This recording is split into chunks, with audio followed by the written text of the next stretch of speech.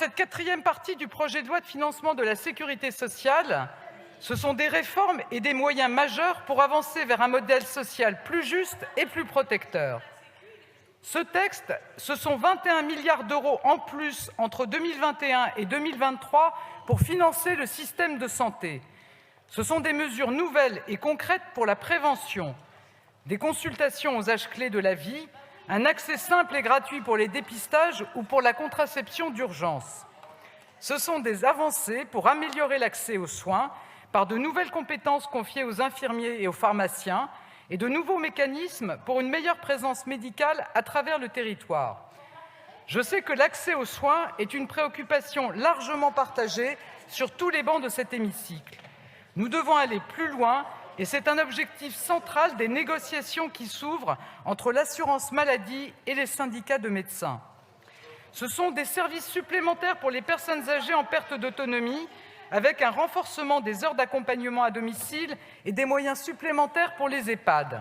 Ce sont des mesures nouvelles de soutien à la garde d'enfants, notamment pour les familles monoparentales. Ce sont des avancées concrètes pour les Français et pour les professionnels. Ce sont des avancées attendues. Nous devons collectivement permettre qu'elles soient votées. Aussi, sur le fondement de l'article 49, alinéa 3 de la Constitution, j'engage la responsabilité de mon gouvernement sur la quatrième partie et l'ensemble du projet de loi de financement de la sécurité sociale pour 2023. Mesdames et messieurs les députés, monter à cette tribune pour engager la responsabilité de mon gouvernement n'est jamais un acte banal. Mais nous avons un devoir de cohérence, un devoir de résultat. Les Français ont besoin de leur sécurité sociale. Ce projet de loi propose des réformes décisives et des moyens majeurs. Alors, en responsabilité, nous devons avancer. Je vous remercie.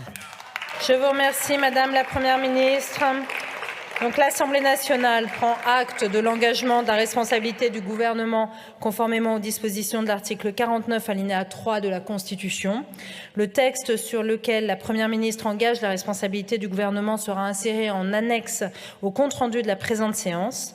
En application de l'article 155 alinéa 1er du règlement, le débat sur ce texte est immédiatement suspendu. Ce texte sera considéré comme adopté, sauf si une motion de censure déposée avant demain 23h45 est votée dans les conditions prévues à l'article 49 de la Constitution. Dans l'hypothèse où une motion de censure serait déposée, la conférence des présidents sera convoquée lundi 28 novembre à 15h30 pour fixer la date et les modalités de cette discussion.